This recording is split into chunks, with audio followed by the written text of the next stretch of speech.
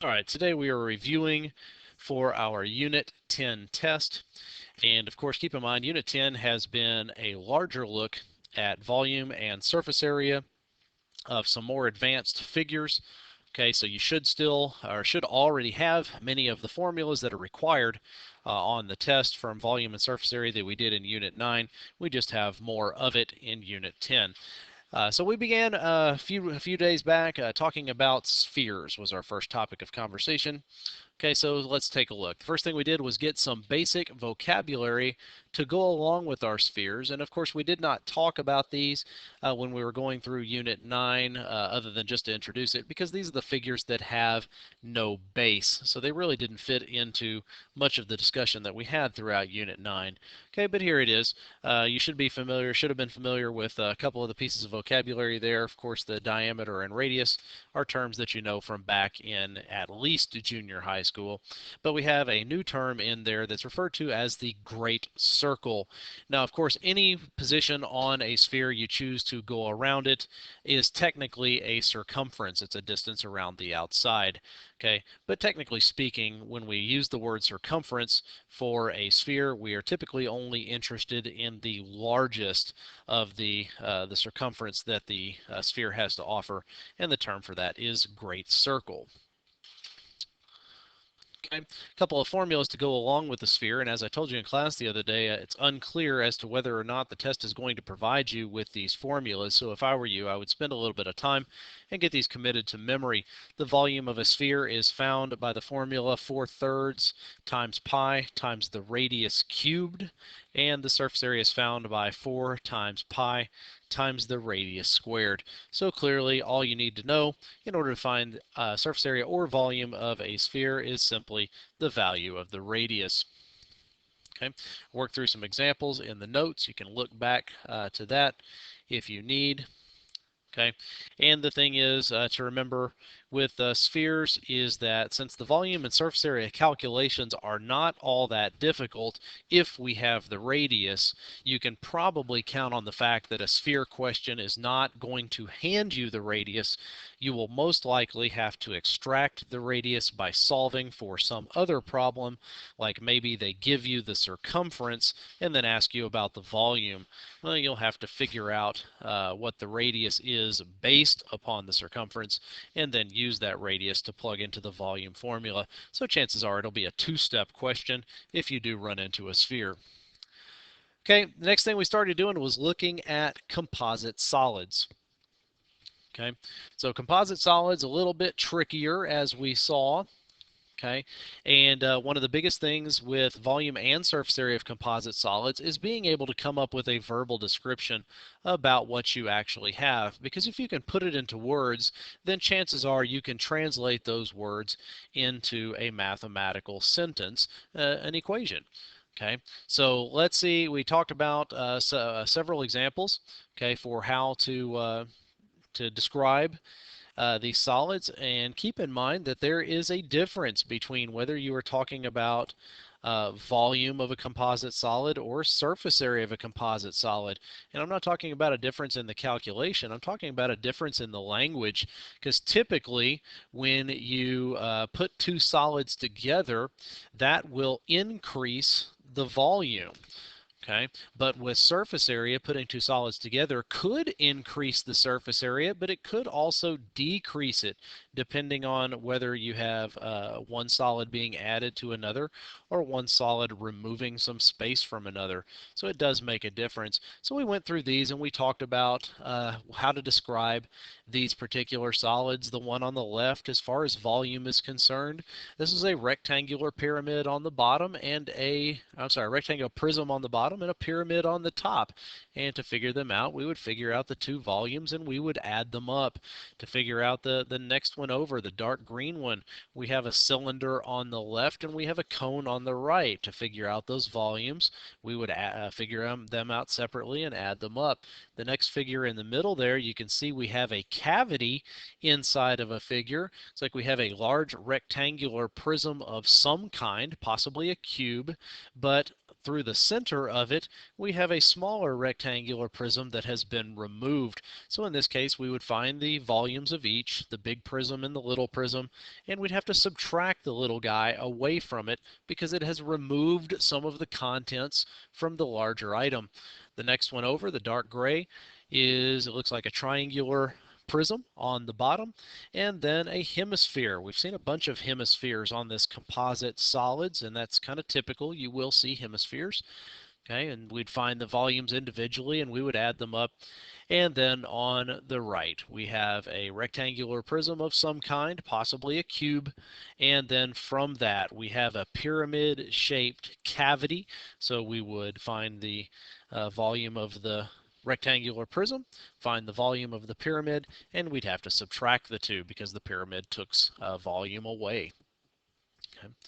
So the rest of this lesson was actually going through and looking at the calculations and the descriptions and the formulas and stuff like that. So if you're still struggling with that, you may choose to go back and watch this video again, or possibly come in and get some help. The next day we ran the same thought process, but for the other other calculation on these solids, which would be for surface area.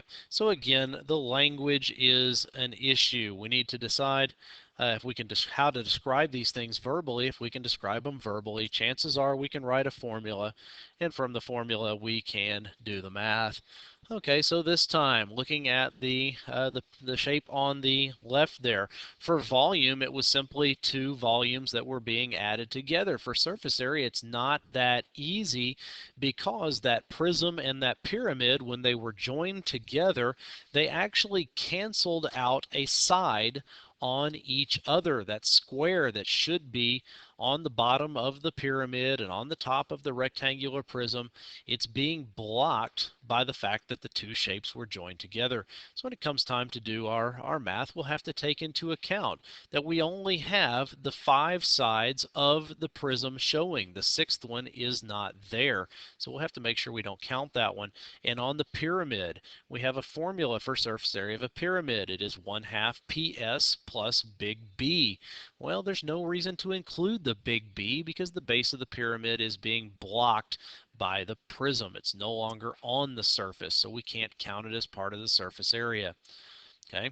Next shape over, the cylinder and the cone. Once again, we have the entire cylinder except for the one circular base where the cone is making contact with it. So when we go to do our net, we'll only include one of the bases, one of the circles, and then the rectangle that wraps around them. And again, with the cone, it's 1/2 PS plus big B, but there's no reason to include the plus big B, the area of the base, because the base is being blocked by the cylinder. It's no longer on the surface. Okay, now the rectangular prism in the center is an interesting one.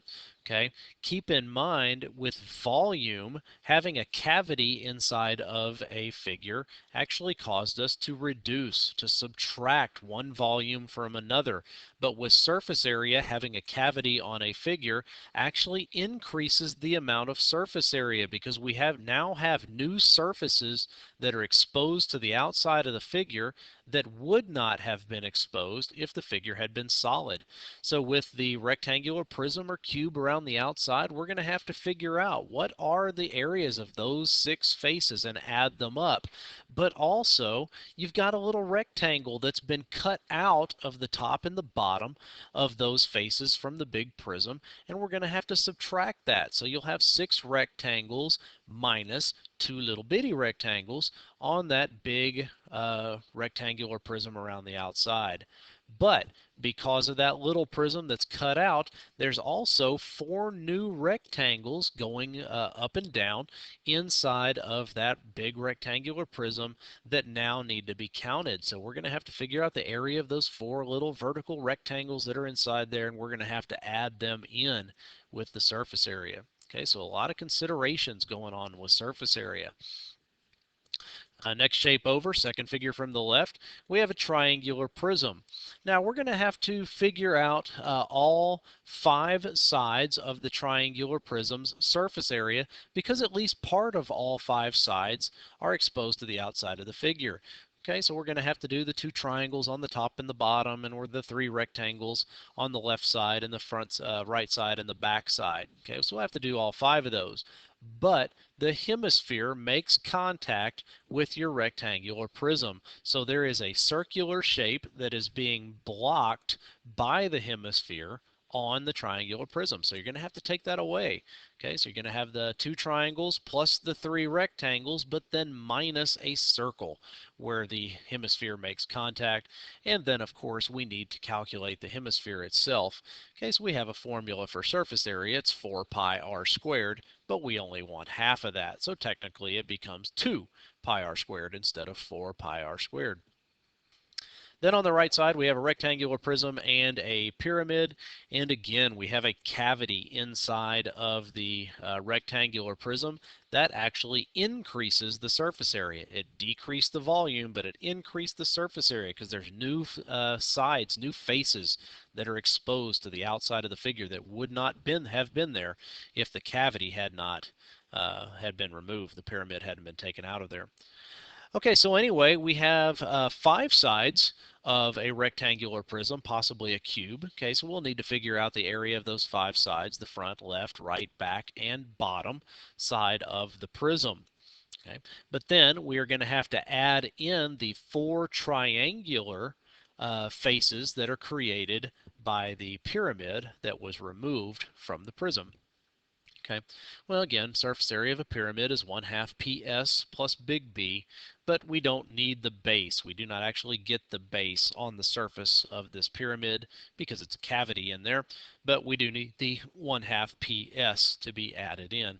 So again, surface area can be a very challenging calculation to do for composite solids. Just slow your brain down and make sure you are thinking clearly on those. Now the rest of this was actually going through and doing the calculations on the shapes. Okay, so if you need to go back and watch that again, then please do. Okay, the next thing that we looked at was comparative surface area and volume.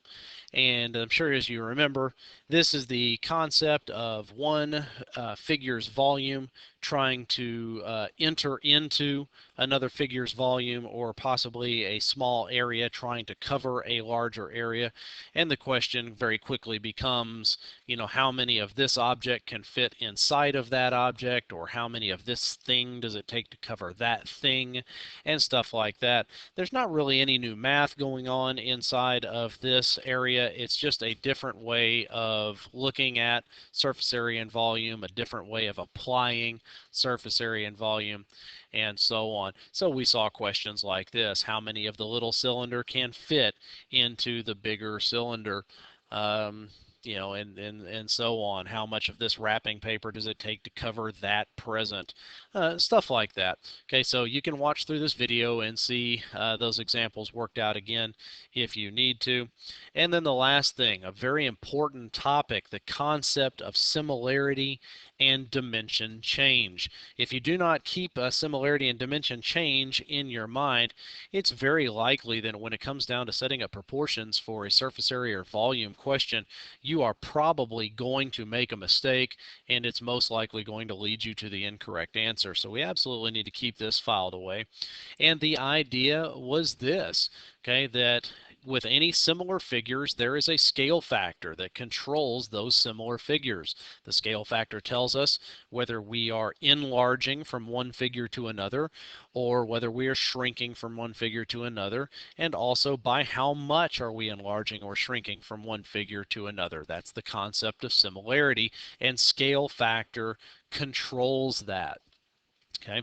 Now that scale factor is generally considered to be the generic ratio A to B, where A is a value from one figure and B is a value from the other figure, where A and B are corresponding information from one figure to the next. Okay. Now, that ratio will hold true for any first-dimensional measurement. Scale factor is a first-dimensional measurement because it relates specifically to corresponding side lengths, and side lengths are a first-dimensional measurement. Okay. Now, if side lengths are first dimensional measurements, then if you add side lengths up, you end up with perimeter. And so that is also a first dimensional measurement. So the same ratio for scale factor and any linear measure and perimeter are all in the first dimension, and those ratios can talk to each other very plainly. Okay. If you need to apply your first dimensional ratio into a second dimensional concept like area or surface area, then what you need to do is you need to square both of the values in that ratio so we can get it into the second dimension. So whatever the value of A was, square it.